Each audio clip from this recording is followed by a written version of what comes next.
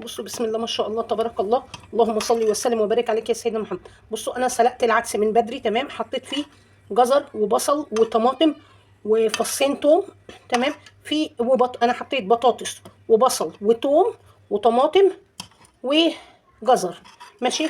في ناس بتحط كوسه، في ناس بتحط كرفس، الخضار اللي انتوا بتحبوه تحطوه بصراحه حطوه. انا سلقته من بدري وسبته يبرد ونزلت. نعرف منين ان هو استوى؟ تمام، بسم الله الرحمن الرحيم. بصي الجزر اهو خلاص استوى تمام، لما تعمليه كده، والبطاطس اللهم زد وبارك يا رب.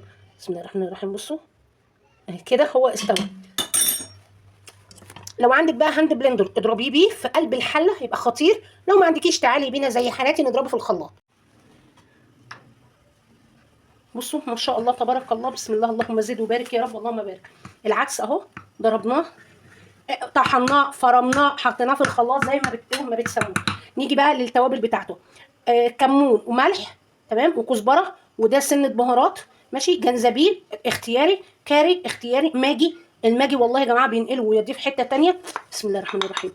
في ناس بتحب تحط فلفل اسود ماشي، انا يعني من الناس دي، ولكن بحب احط ذره تمام. بصوا اللي هي الريحه كده تمام، كتطعيم ليس اكثر ولا اقل. ونقلب ونسيبه بقى ياخد غلوه ماشي. احنا بنعمله كده ليه؟ لان احنا هوريكم ونقول لكم بنعمله ايه. بصوا بنعمل العيش المقرمش ده، سامعين؟ سامعين القرمشه؟ احنا بنعمل العيش ده بنغطسه فيه ونسقيه فيه كده وناكله ايه؟ شوربه ماشي. في بقى ناس بتعمل له شعريه، تحمر شويه شعريه وتحطها فيه ويبقى عدس كده تقيل في نفسه شويه. لا انا ما بعملوش كده، انا بعمله كده وبسيبه وبيبقى خطير. بصوا هو شويه وهيتقل يا جماعه، انا هسيبه ياخد ويدي بشكل ودي كده وهتلاقوه تقل وبقى حلو قوي.